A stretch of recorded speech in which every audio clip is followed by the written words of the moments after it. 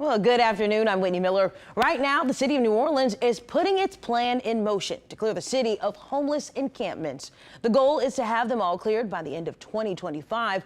The first to go was the encampment under the Pontchartrain Expressway near Tchoupitoulas Street. That's where we find our Leah McNeil. Leah, how is it looking out there? Well, Whitney, this is all that is left from what was once one of the largest encampments here in the city of New Orleans. As you can see behind me, there is still quite a bit of work to do. Where we started this morning on the other side of this encampment, that section has already been completely cleared out. The city's director of homeless services, Nathaniel Fields, says they have identified quite a few folks living around the city, but they have found 4 main encampment areas. They say there are so many reasons why they started the cleanup process here.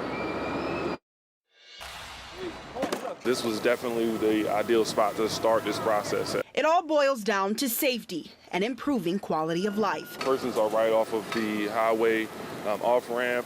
There's a lot of issues with drugs and violence that's happening in this area. But now, 50 people who used to sleep here all have a place to call home.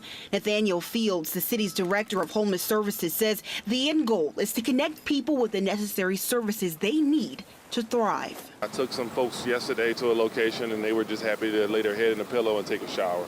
A far-reaching web of community partners work together to secure subsidized housing.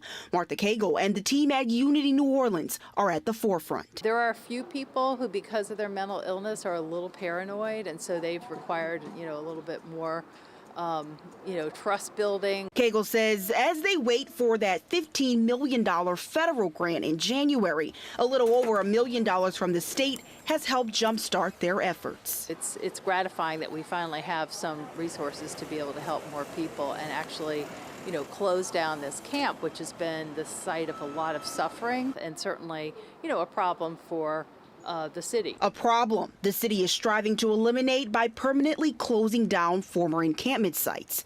But if people come back, Is this going to be a hardcore outreach effort, making sure that we send outreach teams out, staying in contact with NOPD and with our poor police officers, and making sure that we are just talking to the individuals, let them know they can't be in the location.